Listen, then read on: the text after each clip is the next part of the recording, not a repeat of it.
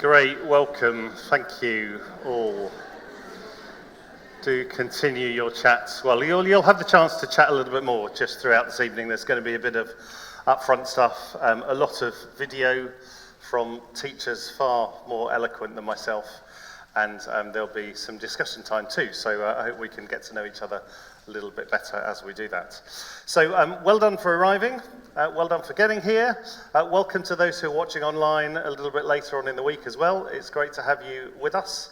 And we're going to do until about 9 o'clock. It might be a few minutes before, it might be a few minutes after 9 o'clock, but that's what we're aiming for tonight.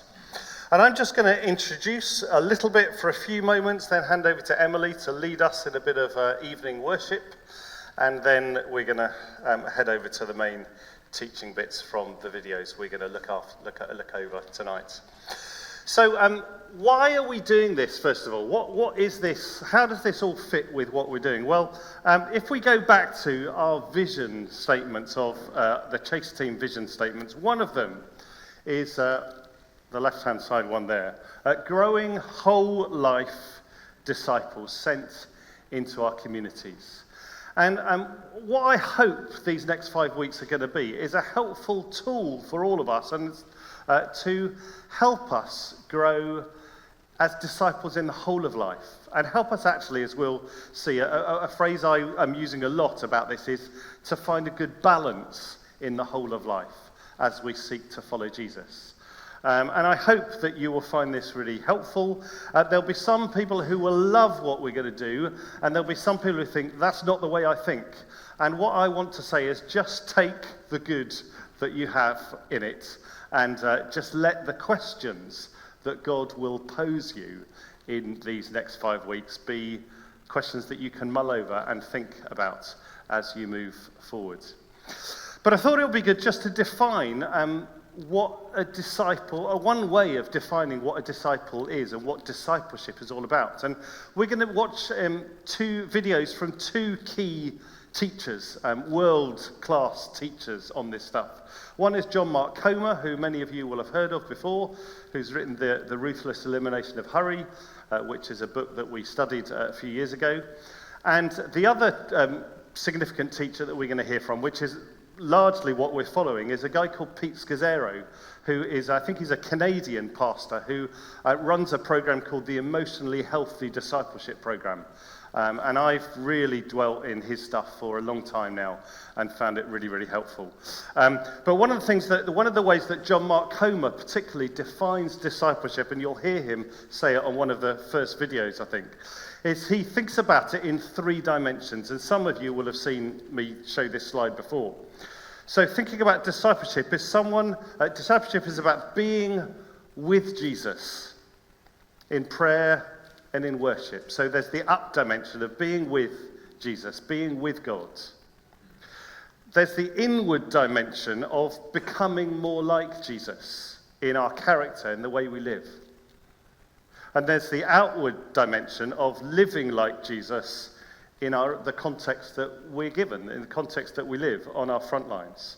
So being with Jesus, becoming like Jesus, and living like Jesus would if he were us. And I think that's a really helpful definition of what a disciple is all about. And the key thing too, that if we look at how Jesus discipled people, then Jesus didn't disciple people one-to-one. He actually discipled people in community. And I think that's why we have our life groups. That's why we meet and gather together here as church and having these sort of teaching sessions, because actually we learn most when we rub up against each other. As I said in one of my sermons a few weeks ago, if we want God to teach us patience, then actually he'll give us someone really annoying to have to work with.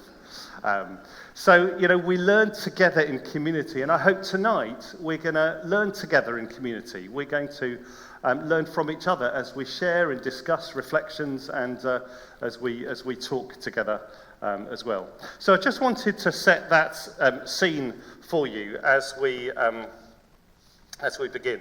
One of the things we're going to do each week too, and just say I will make these slides available on a web page, which I'll give you at the end, where we're adding a load of resources and a few extra, the resources we use and a few extra resources. So I'll get a PDF of these slides as well. But one thing we're going to do each of the 5 weeks is we're going to have a short time of worship, which is just a different way. We're going to look at 5 different ways of doing the up dimension, encountering God in prayer and worship. And so Emily's going to come and lead us tonight, and we're simply going to do the evening daily prayer from our daily prayer booklets, our new daily prayer booklets.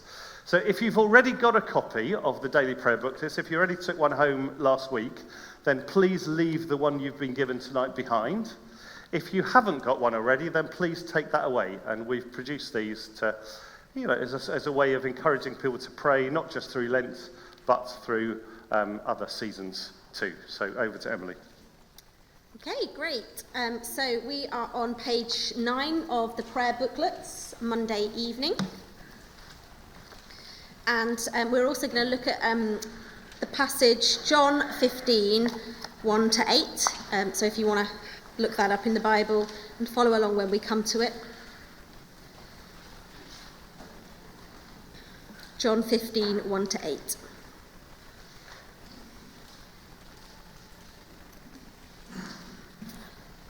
So let's just take a moment as we are here together, become aware of the presence of God, put our focus on God.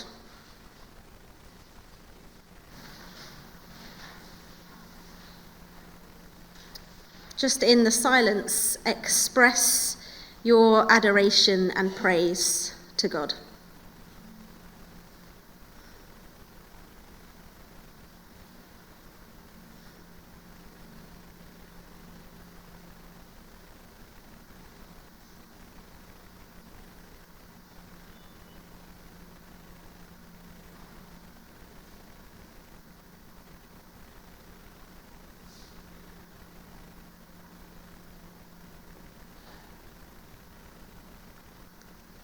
And just focus on yourself.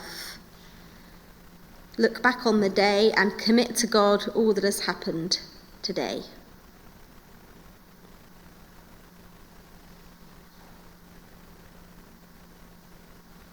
Offer God your thanks and praise for the good things of this day.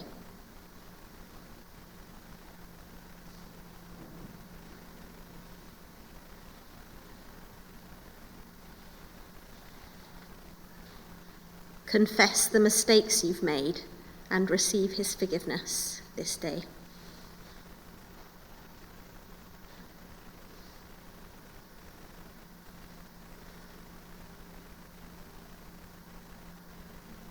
You might want to just become aware of your breathing. And as you breathe out, imagine letting go of any negative emotions or memories. And as you breathe in, imagine letting in the gentle breeze of God's Spirit, all that is honourable, just, pure, pleasing, and good. Just spend a moment breathing in and out.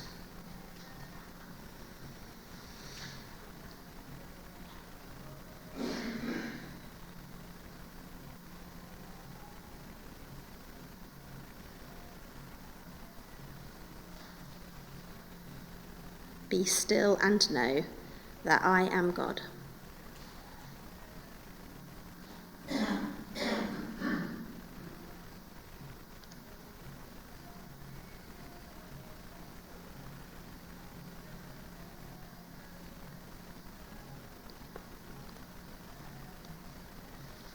So a reading now from John 15, verses 1 to 8.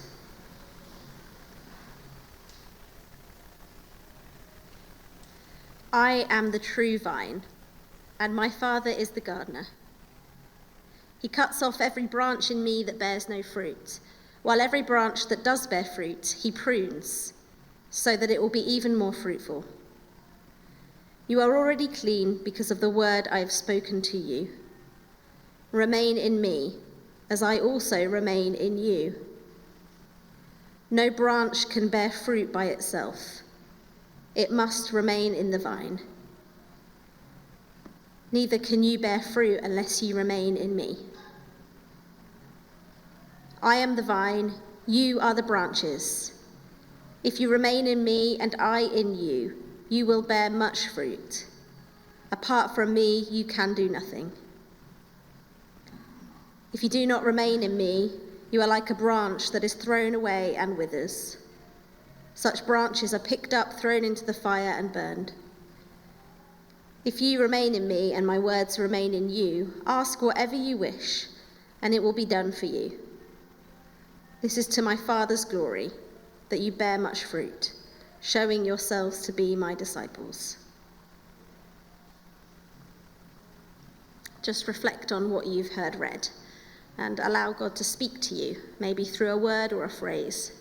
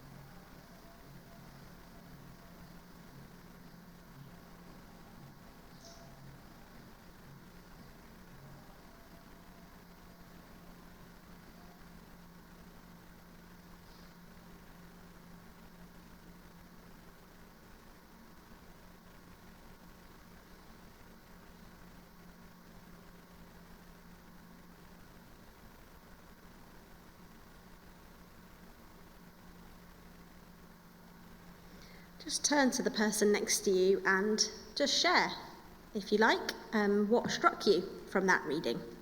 Just give us about 30 seconds to do that now. What struck you from that reading?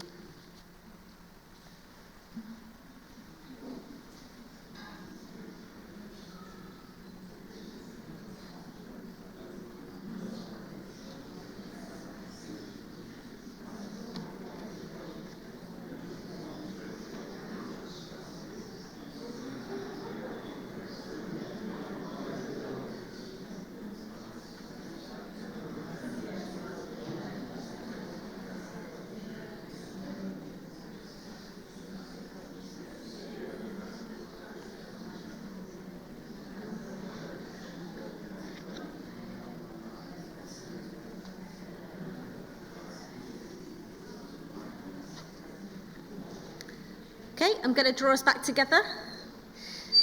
And we're going to pray the prayer now together on page 9 that goes over to page 10. So say with me, loving God, you know what is in me. You know my strengths and weaknesses, my hopes and fears. Lead me from death to life, from falsehood to truth, from uncertainty to trust, from turmoil to peace. Write your blessed name, O Lord, upon my heart, there to remain so indelibly engraved, that no prosperity, no adversity shall ever move me from your love. Be to me a strong tower of defence, a comforter in tribulation, a deliverer in distress, a very present help in trouble, and a guide to heaven through the many temptations and dangers of this life. So this evening I pray for my own needs, and just a silent space now to pray for your own needs.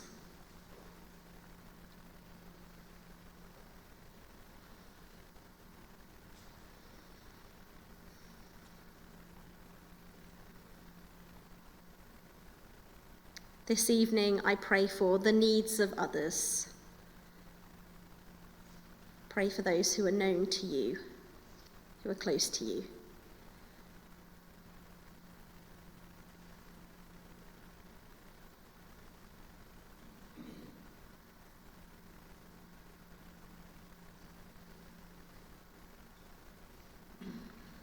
This evening I pray for the needs of people throughout the world.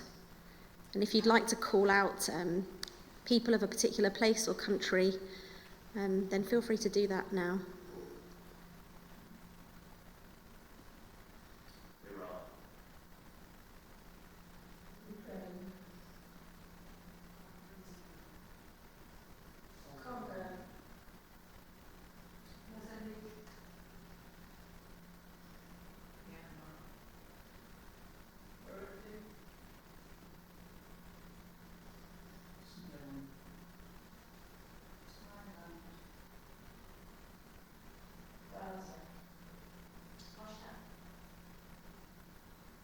China.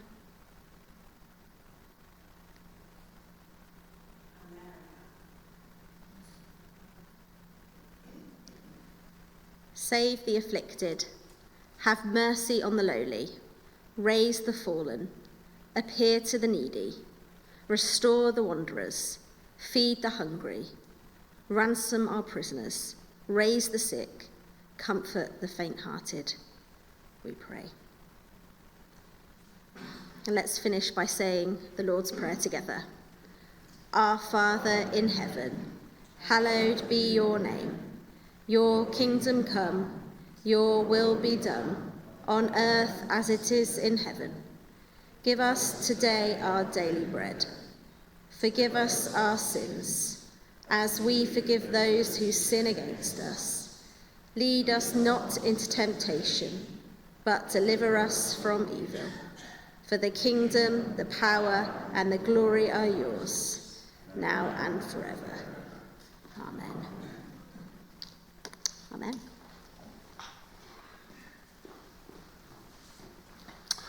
Thanks very much for leading us, Emily. As I said, every week we're going to do a slightly different way of engaging with God in that, and I hope it's a way of trying things. And what I always say is, if it's helpful, use it. If it's not helpful, doesn't work for you, just bin it and do something else with that.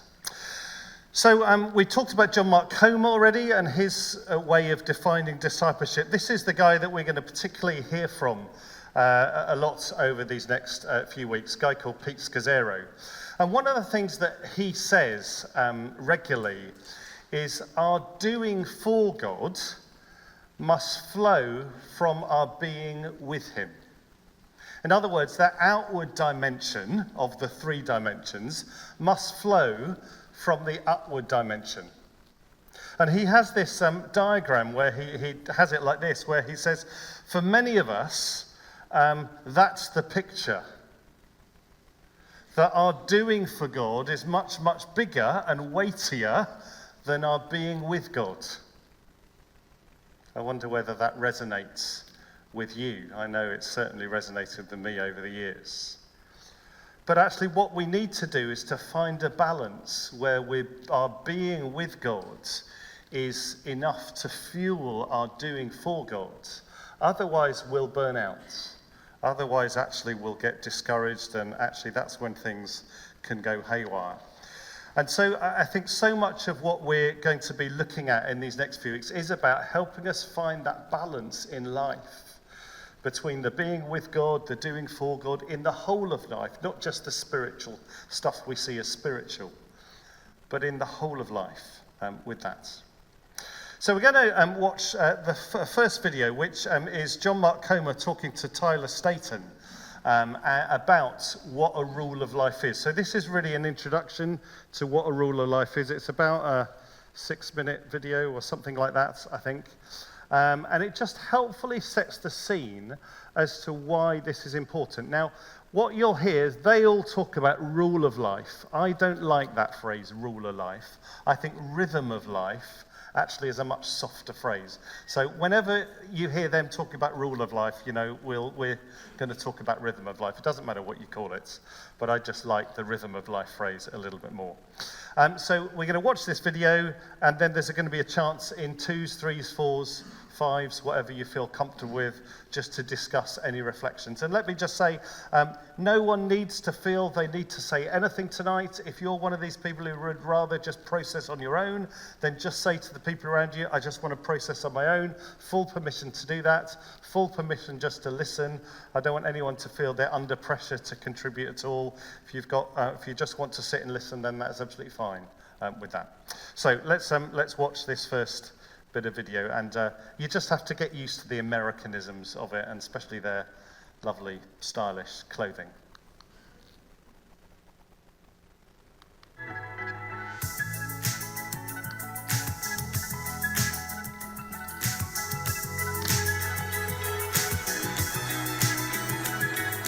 John Mark, I'm so excited for this conversation because a key theme in your book, The final one. Yep. Here it comes. Is increasing our intentionality. Yeah. in partnering with God for our own spiritual formation. So ultimately, how do we do that? Yeah. I quote Pete Scazzaro, who was, a figure in your life when you were in New York and has played a role in the development of my thinking in so many ways.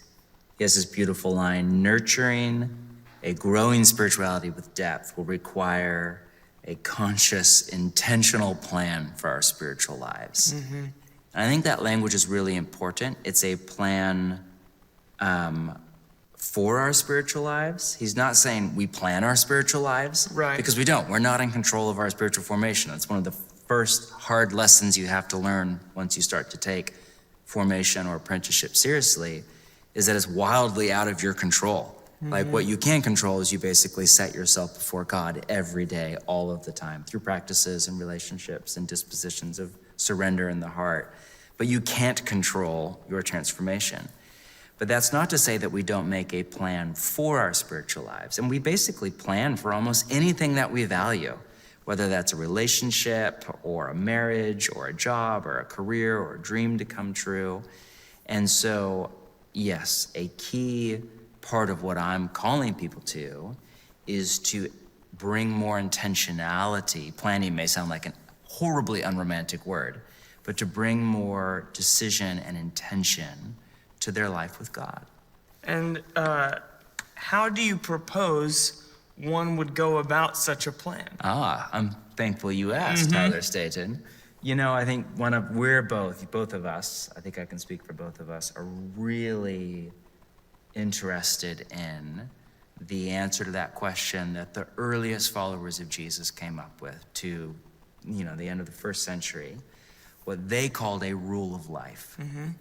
That's ancient language, not modern language. Yeah, obviously wildly unattractive to modern ears to hear rule of life. That's the destination of this whole thing. What are you talking about even? It's important to note that the word or the title is rule of life, singular, not rules for life, plural. So a rule of life is not a list of rules. I mean, you may have some do's and don'ts in your rule. That's not what it is. The original Latin word was this word regula, where we get words like regular, regulation. It's also where we get words like rule or ruler, because it literally means a straight piece of wood. And there's debate about this from scholars, but many argue that it was likely the word used in the ancient Mediterranean for a trellis in a winery or a vineyard. So if you've ever been to a winery, you know that grapes don't just grow on the ground wild or up the side of a rock. They put them on a trellis in order to get them up off the ground and to index their growth in the right direction toward life and light and space, in order to get the vine to bear the maximum amount of fruit. And without a trellis, a vine may just die or not live in the first place, or it may live but kind of just be incredibly vulnerable to disease, damage from getting trampled on, wild animals. And in a similar way, Jesus' word picture for spiritual formation that we mentioned in John 15 is abide in the vine, I am the branch, I'm the vine, you are the branches. And if you think about his word picture, early Christians kind of took it to its logical conclusion. All right, if he's the vine and we're the branch and the goal is to bear much fruit, then just like a vine, we need a trellis. We need some kind of a support structure to kind of get us going in the right direction, to open us up to the spiritual equivalent of sun and rain and oxygen, to protect us from wild animals and getting trampled on. We need some kind of an organizing structure to go underneath our life with God. And that's what a rule of life is. I define it as a schedule and a set of practices and relational rhythms that organize our life around the three goals of a disciple: be with Jesus, become like him, do as he did, and in doing so, enable us to live in alignment and congruence with the deepest desires of our heart. Yeah, and personally, in my own journey with Jesus, I love this. Yes. I love this idea, I love this language, I love this picture, because it's all about participation with God, right? The vine doesn't build the trellis. Yes. the gardener does. And in Jesus' word picture, the gardener, the Father, prunes us that we might be even more fruitful. And so a rule of life, maybe two things that would be helpful is one, that word ruler. We talked at the beginning of this series about aiming our life according to our deepest desires.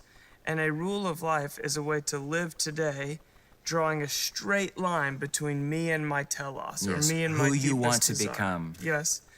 And the trellis that would be built in that image is built by the gardener, not by me. And so a rule of life is not my ideas for how I can squeeze the most out of my spiritual life. Rather, it's trying to pay attention to God's invitations to me. It's how we say yes to Jesus. Right, to his work within me, and saying, okay, well then how can I live today inhabiting your invitation so that I can create the most room in my inner With my world? whole body, with my whole life. Right, for your transformation. So I love this. But some people might hear this and say, man, that just sounds like a whole lot of work. Yes. So what would you say to that person? Well, it is. Life is work. I mean, what I would say is you already have a rule of life. Even if that language is 3 minutes old in your mental Rolodex, you already have a rule, meaning you already have some kind of a schedule and set of practices and relational rhythms that you live by. The question is not, do you have a rule of life? It's, do you know what it is? And is it working for you or against you? Is it based on long-term desires of your heart or instant gratification? Is it based on wisdom or on foolish assumptions? Is it, making you more and more a person of love, or more anxious and angry and bitter and hurt and spiraling, so on and so forth? Is it grounding you deeper in relationships or pulling you away from relational connection? These are the questions we have to ask. We already have a rule. So Jesus is not calling us to do something we're not already doing. He's calling us to do something we're already doing differently as an apprentice of him. To, again, we all have an animating center. We all have some telos is the word you use, some aim that we are aiming our life at. The apprentice of Jesus is one who's aiming his life or her life at being with Jesus, become like him, doing what he did. But I love what you said about it's how we inhabit. It's our yes to Jesus' invitations. And, often we think that Jesus just wants our heart or our belief system. And the news is so much worse and so much better. He wants all of us. He wants our body, our habits, our budget, our relationship with our phones, our relationships with other people. Like, he's after saving, healing, freeing all of us, which means whatever our apprenticeship to Jesus is, it must incorporate all of us. The classic idea, Jesus never used the phrase spiritual life. He's not interested in your spiritual life. He's just interested in you, in your life, all of life.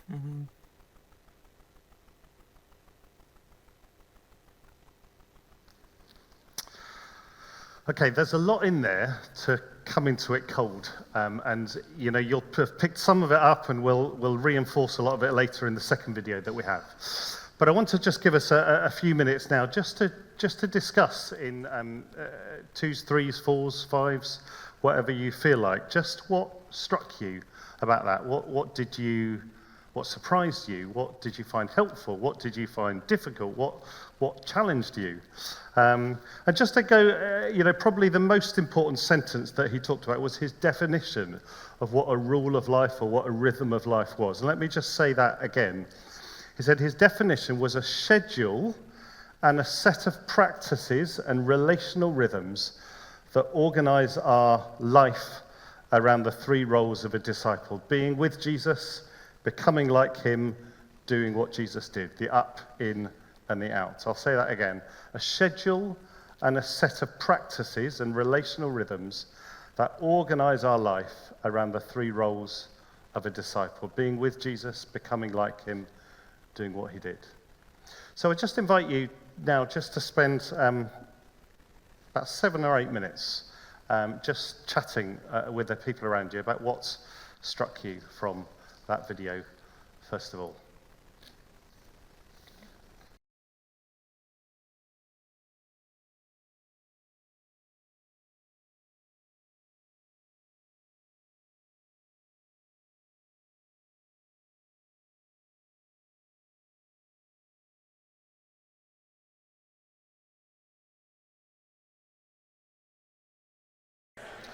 Okay, if we can come back together, we're just going to have just a few minutes of just any feedback.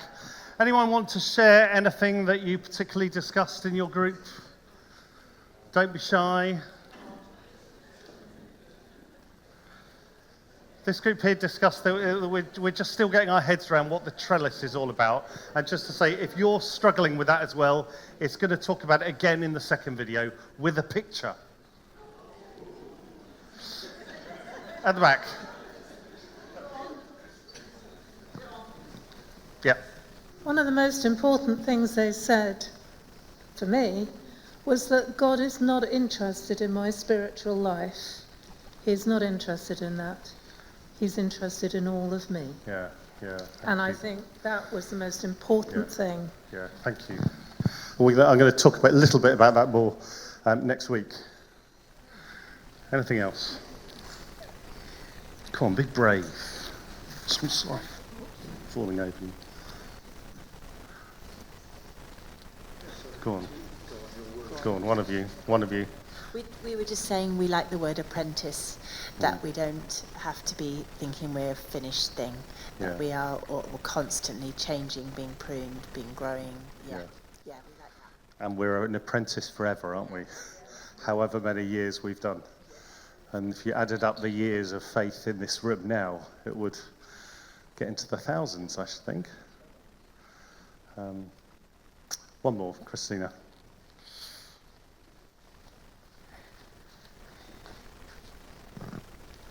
I think what struck me was when he said, we've all got a rule of life, but maybe you need to work out what it is. Yeah. And we were talking about how much of life is just developed. We become whatever we are without necessarily deciding much of it. Yeah. Thank you. I think that's a really, really important part of it. And that's the thing of, in our rule of life that we all have already subconsciously, which bits of it are drawing us towards Jesus and which bits are drawing us away from Jesus? Emily. Yeah, in our group, some of us immediately went to kind of our attachment to our phones and kind of how much, in those moments where we've got a moment that we turn to our phones and, it made us think about our relationship with them. And if you are, if that is an issue for you, and it was an issue for me, and it still is an issue for me, my wife will tell you, that I really encourage you to read John Mark Comer's Ruthless Elimination of Hurry. I read that book and I switched off all notifications after I read that, and it's made such a difference to me. So if you WhatsApp me, I'll only pick it up when I pick it up, because the notifications are all switched off. And just little tips like that is just so helpful. So let's move on. So that was John Mark Comer and Tyler Staton. We're now going to hear from Pete Scazzero. This is about a 13-minute long video, and the handout that you have goes with this one, particularly with that. So, welcome everyone to this team building experience called Leaders That Cultivate Rhythm, crafting a rule of life to stay grounded. I want to encourage you to download, make sure you have your downloaded handouts for this seminar here that we're doing through video. And I'm going to introduce the rule of life, and then I want to take you to an experience of actually crafting one for yourself. Then we'll come out of that and process it together. So let me begin with just 3 quotes here to frame our time together. What you do matters. Who you are matters more. What you do matters, but who you are matters more. Secondly, you cannot give what you do not possess. You can only give what you do possess. And then thirdly, the state you are in is the state you give to others. So the question is, how do we get there? How do we deepen who we are? How do we become a people who we actually possess something deep that we can give over to other people? How is it we can get into a state that's worthy of actually giving over to other people? So the desert fathers and mothers of the 2nd, 3rd, and 4th century actually were in a similar predicament that we are in today.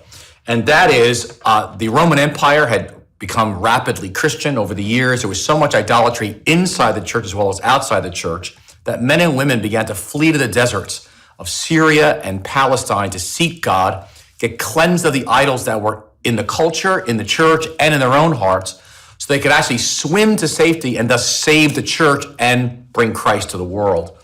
They were fleeing the world to save the world, and they understood the only way to save the world was to leave the world for the sake of Christ. So they saw themselves, as they went to the deserts, they were following the traditions of Moses, who lived 40 years in the desert. They were following the tradition of John the Baptist, who lived in the desert. They were following the tradition of Elijah, who was in and out of the desert during his prophetic ministry. They saw themselves as following Jesus, who spent 40 days in the desert.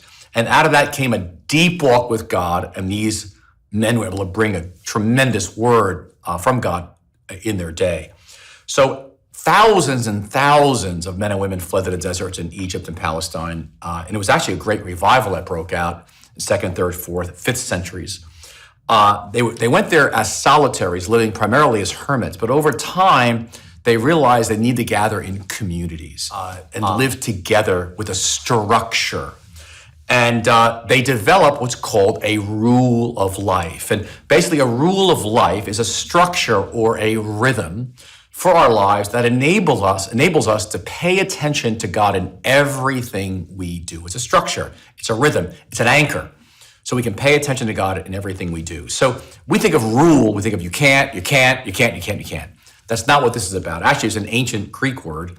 It comes from the Latin word trellis. It's a framework or structure to help us enable pay attention to God. Sorry, I said that already. Basically, think of a trellis for grapes. For them to grow upward and outward, they need a trellis so they're not on the ground. In the same way, they developed structures for their life together as communities. It was different communities in the desert, how they would worship together perhaps once a week, how they do silence, how they would do community, how they would do the Lord's Supper, how they would do poverty, to enable them to grow and blossom in Christ. Their goal in life was very simple. Psalm 27:4, it was to seek the face of Jesus. David wrote, "One thing I ask of the Lord, this is what I seek, that I may dwell in the house of the Lord all the days of my life, to gaze upon his beauty and to seek him in his temple." And that all of life is to seek the face of God. That's what we're about. That's our number one goal. And we will see him face to face one day. And so eventually these desert fathers and living in communities developed by a guy named Pachomius to start, eventually morphed into what we know as monasticism over the last 2,000 years. And it was a rule of St. Benedict in the 6th century who formalized it for the Western Church into some categories of a rhythm of work and rest and relationships and prayer. And but as we think about it, this as an operating system, because really what I'm going to invite you to do here today is to build in an operating system into your spiritual life so you can stay anchored in Jesus and not be swept away by the culture. So this requires a theology of limits. Limits of our time, our energy, our money, how we use our gifts. There's a famous story of Eddie Hellesum. She was a Dutch Jew who was sent to a Nazi concentration camp during World War II. And she was told she could only bring with her one small backpack and perhaps about 1 cubic foot of possessions to sustain her.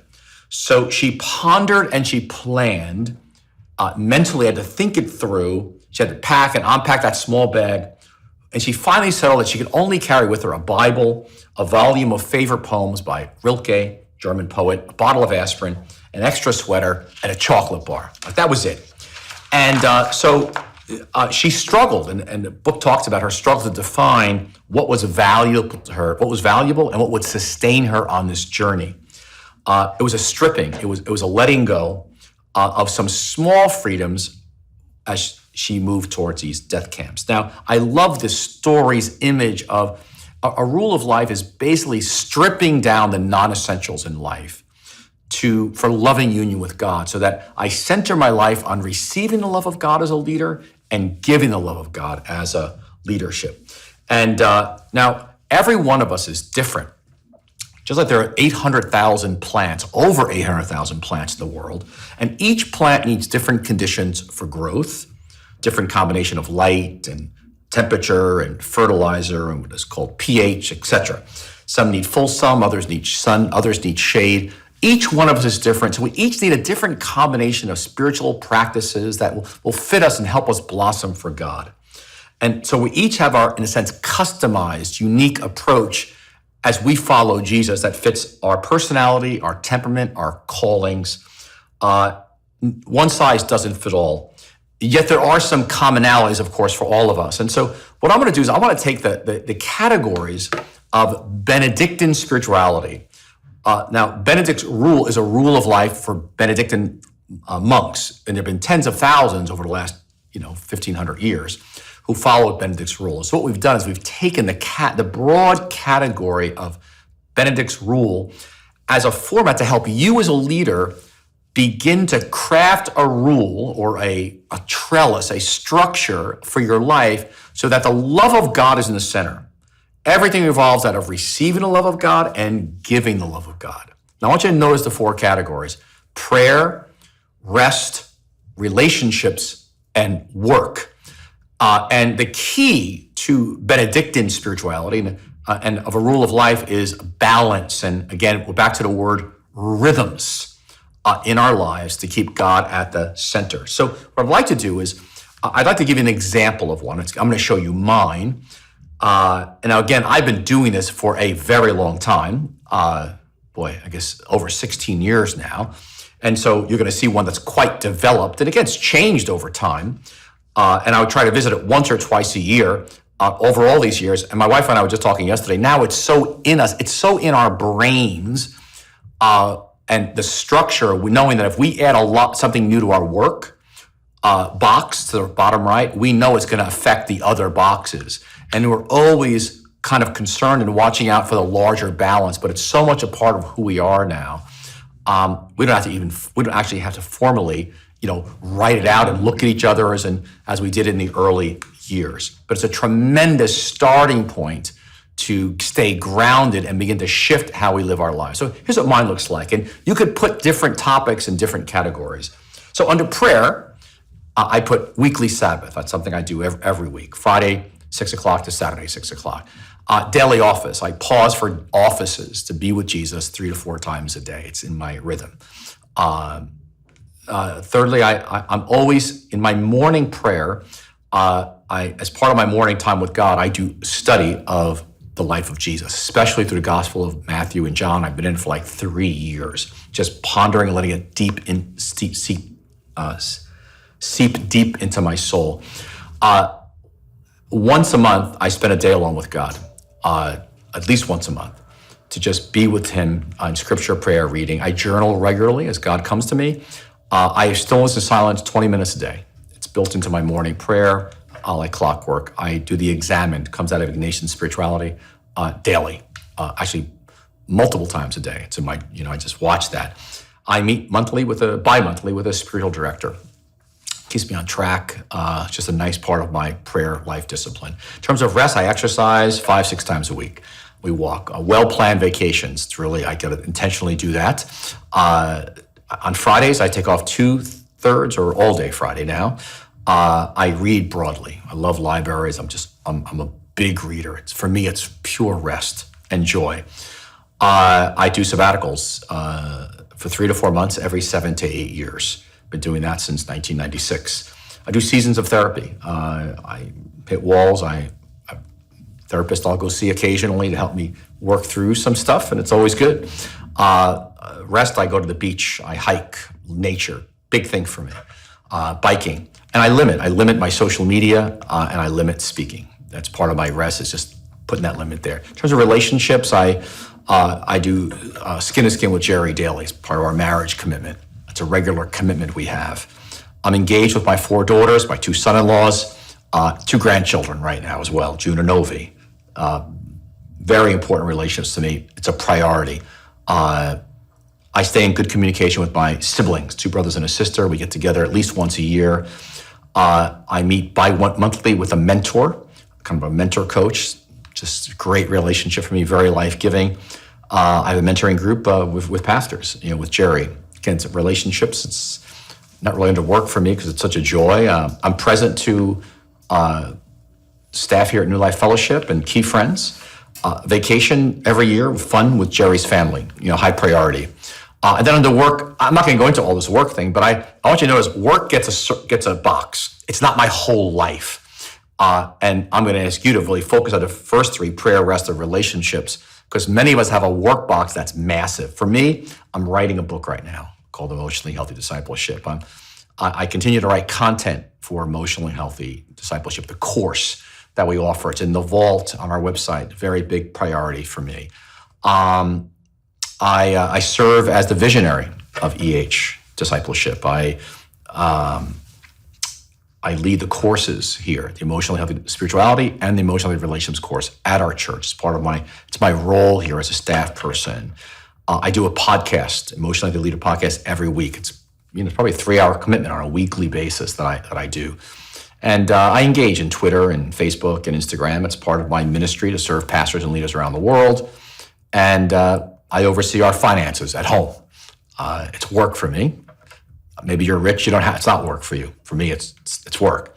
I limit my writing, how much I write, and I pray and process before I say yes to anything. Now, again, that's my rule of life. And I just offer it to you as an example. And again, you can move things around as you saw fit. Because what I want you to do is I want you to pull out your handout for me right now on page 1, where it says crafting a rule of life. And what I'd like to do is I would like to take you through this. And then I'm going to give you 30 minutes to actually fill it out alone with Jesus. Okay, so it says crafting a rule of life. I'm here on page 1 of your handout, where it says step 1. So I want you to begin by doing this. You're going to write down everything you currently do or hope to do that nurtures your spirit and fills you with delight. I'm talking about people, places, activities. Now, I'm going to ask that you think more broadly about such activities as prayer. I know you love prayer, reading the Bible, worship. I'm going to ask, leave that out for now. I know, I got it. The question is, what are some other things? It may include things like gardening or walking a dog or being in nature, talking with friends, cooking, painting, hobbies. List them all. What are they? Number 2, write down the activities you need to limit or eliminate that pull you away from being anchored in Jesus. Remember, the goal is being anchored in Jesus, the love of God, receiving. So violent movies, excessive social media, commitments that take you beyond your limits. Next page, 3, step 3. What are challenges or have-tos in the next 3 to 6 months of your life that will impact your rhythms? Because we're trying to build in some rhythms to build an anchor in your life. Maybe caring for aging parents, a special needs child, demanding season at work. Step 4. Okay. We're not going to do the half hour now. We're going to do it over 4 weeks over this. But we are going to do the first 3 questions that he's just talked about there. I want to invite you to do that. And I just want to point a couple of things out. What he put up there, his thing with the 4 boxes, that's what by the end of the 4 weeks, everyone will have, hopefully. It won't be as complicated as his. His was complicated. As he said, he's taken that 16 years of doing this, that he's come there, and because he's a really high level leader, that is much more complicated than all of ours will be. So don't feel intimidated by his. I'm going to show you mine a little bit later on before we go tonight, and another even simpler one, just to give you that sort of idea of that. But I want to just highlight one thing which he said, which I think was really important, and that is that every one of us is different. And looking around this room, we're all different. We're all at different stages. We've got different personalities. We've got different temperaments. We've got different callings. A rhythm of life for a busy mum will look very, very different to a rhythm of life for a retired person. And so, the whole point of this is we're developing something that's unique for us. And we're developing it with Jesus, what's right for us at this moment in time. And one of the things that Pete Scazzero talks about is, the rhythm of life is probably for the next 6 months. And then actually in 6 months' time, he would review it and it might change according to the priorities that he has in his life. So what I'd like to encourage you to do is just to take 10 minutes now to work through those first 3 questions, which are on your handout. 1, write down everything that you do that nurtures your spirit, fills you with delight, gives you joy. I think it's a really interesting exercise to do that, because actually, Jesus says, I came to bring you life in all its fullness. So what is it that gives you fullness of life there? And don't just, as he said, don't just do the spiritual things. What do you, for me, it's going up and walking on the hills, going up and climbing mountains. That's what brings me real joy. what restores my soul. So that's the first thing. Second one is, what are those things that actually are not helpful for you? What are those things that pull you away from Jesus? What are those things that actually you need to limit because actually they're distractions from following Jesus and just not helpful for your soul? And thirdly, what are the challenges that you have in your life at the moment? One of my challenges is, I've got a mum who needs me to go over and up to Oakham and see her once a month or so. So I've got kids who are in the sixth form who are needing input. So we've all got the different challenges in our own life, which is really important to bring into the mix here. So I give you 10 minutes to start just having a go at those 3 questions, and then we're just going to have a chance to just chat it with the people next to you and just share anything that struck you. So have a go at those.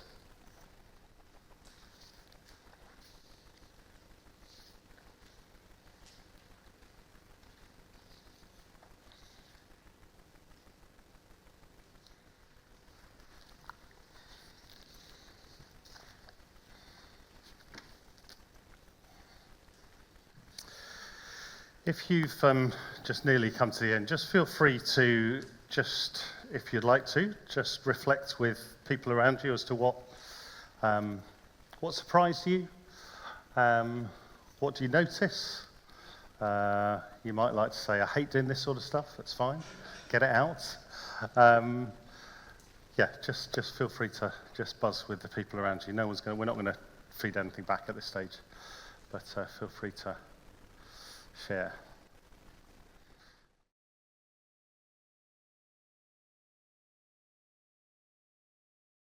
Hey, do come back together again. I hope that made you think, at least, and there'll be some things which you'd have predicted and some things which may well have surprised you. But I think for me, there's something here about just stressing again that God is interested in the whole of our lives, not just what we see as the spiritual bits. He's interested in what we enjoy. He's interested in us, in the things that give us life. He's interested in our relationships and our families, and wants us to be walking with him in the whole of life. Hold on to those sheets. We're going to think about, they're going to be helpful for when we come and look at the stuff in the following weeks. But I wanted to just give you some more examples of what this might look like. I want you to start on this side of the bit of paper, right at the bottom, because I want you to start with a really simple one. This sheet I've got from some of Pete Scazzero's training material. And he talks about the top one there being far too cluttered, far too much, and just looking at it is just overwhelming. And a simple one, he says, the bottom one there is just a really simple one. You can see the 4 categories. He's called the first one communion, which we're gonna call prayer and worship. But just someone there says, actually, what I'm going to do in terms of my communion with God is I'm going to seek to, and this isn't, it's an aspirational thing. I'm going to try and read my Bible 5 times a day, 5 times a week. Sorry, 5 times a week. You can try and read it 5 times a day if you're really spiritual. I'm going to pray or just write a few things in my journal 5 times a week. Just to 5 times a week, just to make a note of what God's teaching me. Throughout the year, taking 4 sort of half-day retreats, or I just go away and just have an extra time to be with God. That is a simple starting point for what that might look like, the prayer worship. Rest there is to say, I'm going to try and practice Sabbath and just try and have a complete day of rest with God, a Sabbath day of rest with God every Sunday, where I'm not going to do any work, and we're going to particularly talk about that in 2 weeks' time. I might try actually just sitting in silence for 20 minutes a day, just to, be with God, but also just to rest and just recharge myself. Trying to turn off my phone for 1 hour a day, 1 day a week, and 1 week a year. Gosh, wouldn't that be challenging for several of us? But again, just trying to detach from those things. They call it community here, but we're going to call it relationships. Just attending church and committing to my small group weekly. Date my significant other 2 times a month. have a meal with once a month with friends, particularly, just highlighting important people, spending time with important people, and then work there, develop professionally in one area, do non-paid work on Saturday around the house, serving kids ministry at my church twice a month, and increase giving there. So that's just an example of a simple one, which the key thing with this is to start in a manageable way where you are, and not to go too complex.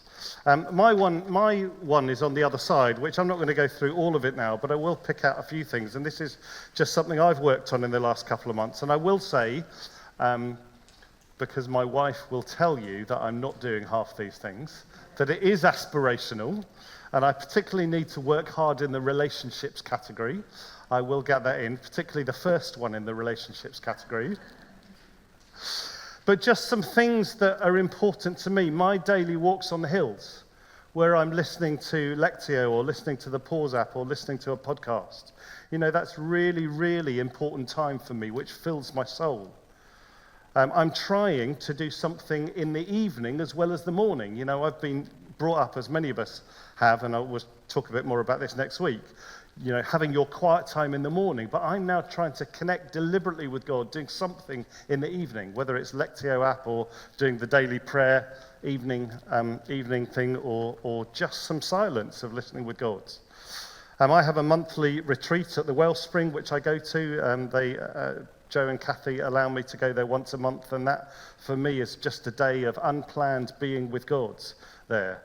A few other bits and pieces there as well. My rest category, I've been really trying to work hard on this in the last few weeks.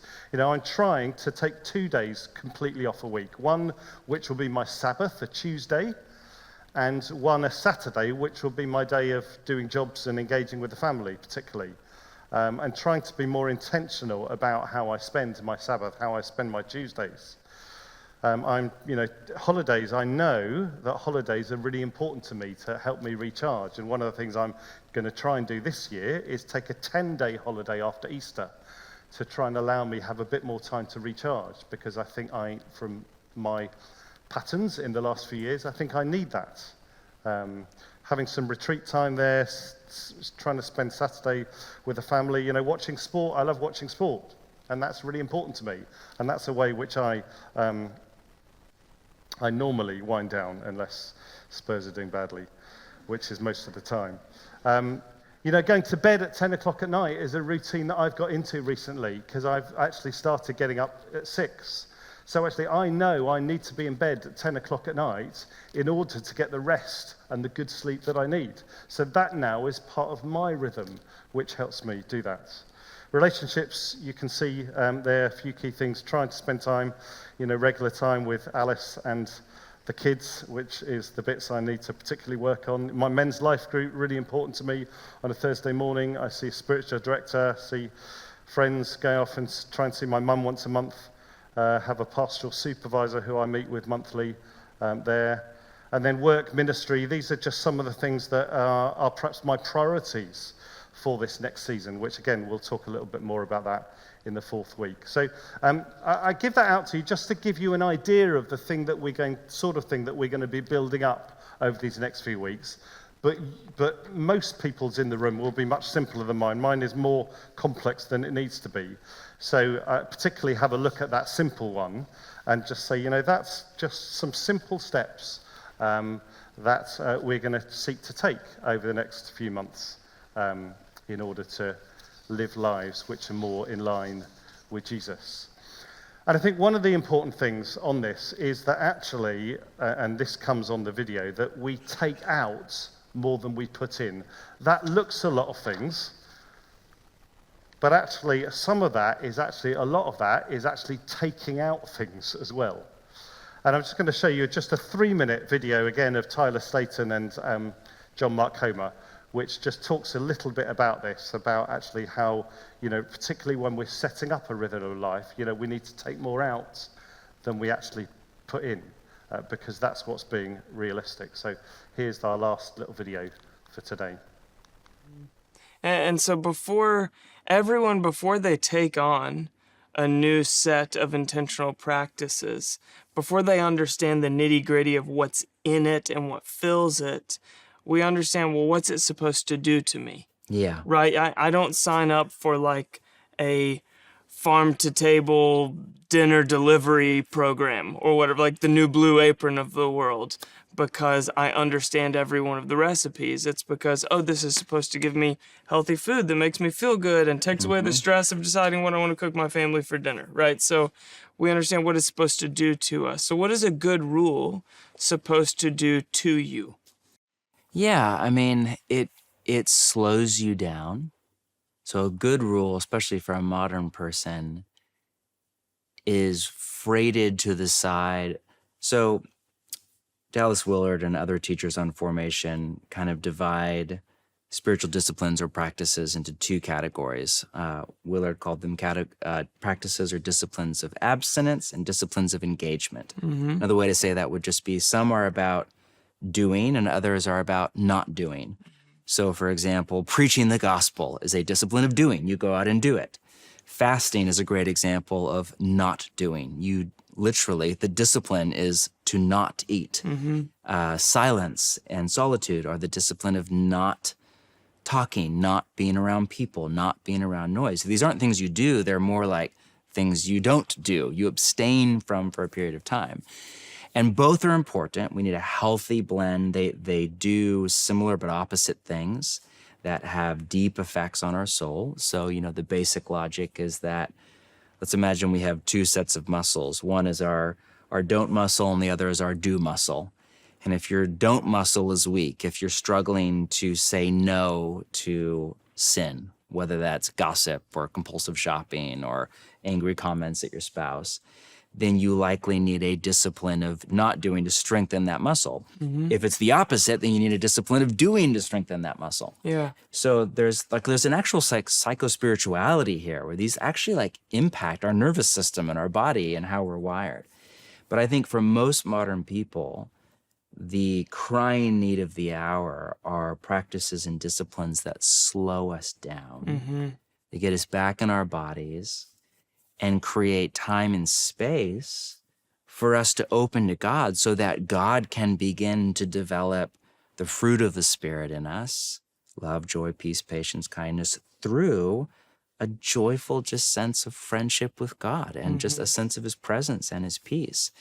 So both are important, practices of doing and practices of not doing. But one of the best things a rule of life will do for you is it will slow you down. It will cap the anxious, driven, frenetic, exhausting busyness and hurry of life in the modern world that is just hollowing out people's soul and hollowing out people's life with God. Yeah, and what I hear you saying is like a farmer cultivating a piece of land. A rule of life begins by taking things out of the soil so that it can be fruitful before it puts anything in. And so a good rule should definitely, in our culture, I would say a good rule will almost always make you do less, not do more. So it's for most modern people. Right, it's not actually, oh, this sounds like a lot of work. This sounds like I probably need to declutter my life to make room for God's transformation in me. And you've written an entire book on hurry, but Mostly think, because I need to hear it. Yeah. It was meant to stop there. We'll look at the next bit next week. But I just wanted to get across the idea that actually this is all about helping us slow down. It's all about helping us actually do less, even though it might seem like it's actually asking us to do more. And I had an interesting, I just shared another little podcast with Tristan and some of the staff team this week. And had a good conversation with Tristan this week, and he just said, I tried to slow down. He says, I walked slower.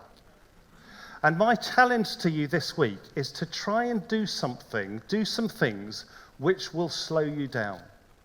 Whether it's walking slower, or whether it's turning the notifications off on your phone, or whether it's actually just sitting in silence for 5 minutes each morning and just see the difference that it makes. And in those times of going slower, try to consciously connect with God. and see what happens. So I hope that's given you a bit of an overview of what we're going to be doing. Just some books to say if you want to read up more on this. The Ruthless Elimination of Hurry, if you haven't read it before, is a great one, and it's really, really good for helping us slow down, for helping us just be with God more. So I really encourage you to read that. If anyone wants to borrow my copy, you can come and get that off me at the end of tonight. A couple of other books.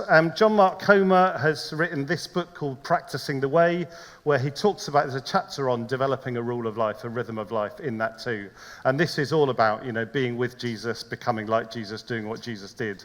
And there's a great book for just saying, what does it mean to be an apprentice of God there? So I really, really commend that book to you. And then Pete Scazzero, one that is particularly good is called Emotionally Healthy Spirituality. Again, it's got a chapter in about how to develop a rule of life. But particularly, again, it's got things about how we slow down. It's got a bit on journeying through the wall, which we did a year ago. How you listen to your soul, how you fill your soul. How you grow into an emotionally mature adult. Some really helpful stuff in that if anyone wants to have some extra reading on that. So where are we going? We're going to, over the next 4 weeks, look at each of these 4 sections. And what we'll do next week is I'll give you a blank one of these, and you can begin to fill that out for yourself. But next week we'll be looking at prayer and worship, and we're going to have some videos, and Emily's going to do a bit of teaching on that as well. Session 3, we're going to be particularly looking at rest, and particularly looking at Sabbath. Both John Mark Comer and Pete Scazzero talk about what a difference Sabbath makes to them. And hearing them, they just speak with such joy about their Sabbaths. And I just think there's so much that we can learn, and I know I need to learn lots about that. So we'll be looking at what it means to rest well in the whole of life. Session 4 will be about relationships, about how we can build healthy relationships and build healthy rhythms with our relationships, whether it's as a parent, with friends, as with a husband or wife, with a partner, with parents, whatever, all sorts of different relationships, with grandchildren. And then the final session, where we'll tie it all up, will particularly be looking at work and ministry, and how do we discern what God's calling us to do in this season? How do we limit that to make it manageable so that we don't burn out, so that we don't overload ourselves? And by the end of it, as I say, you will hopefully end up with something looking like that, which is tailor-made for you, which is just something which I hope will be a helpful tool, a helpful guidance, reflection tool to help us all live a more balanced life with Jesus. Does that make sense? Just a reminder that we are doing this, repeating this on Friday mornings, so if you can't make a Monday evening and want to come on a Friday morning instead, then just come the Friday morning that same week. And we are recording these as well, and we'll put that out on our YouTube channel. And there'll be on the mailing this week, there'll be a link to the page where I'm going to put up a whole load of resources for each week, and the recording of that if you miss a week and wanted to catch up with that. So let me pray as we finish. Thank you for bearing with us tonight, and I hope that's helped you think. Again, just to really stress, don't feel overwhelmed by this. This really is about actually removing stuff, decluttering our lives, so that actually we can have a closer walk with Jesus, and hopefully we'll work that out in the next few weeks. So let me pray. Father God, do thank you for just this ministry that these people have of helping us connect with you in a more intentional way. And as we go away from here, I just pray that you would help us to practice slowing down with you this week. Maybe we just do 1 or 2 small things to just intentionally focus on you more than we would do normally. And as we do that, would you meet us? Would you refresh us? Would you fill our souls and help us to move towards a really more balanced life, walking with you in the whole of life? So I pray blessing on each and every one of us here, and safe journeys home. In the name of Jesus. Amen. Thank you all. We'll see you next week.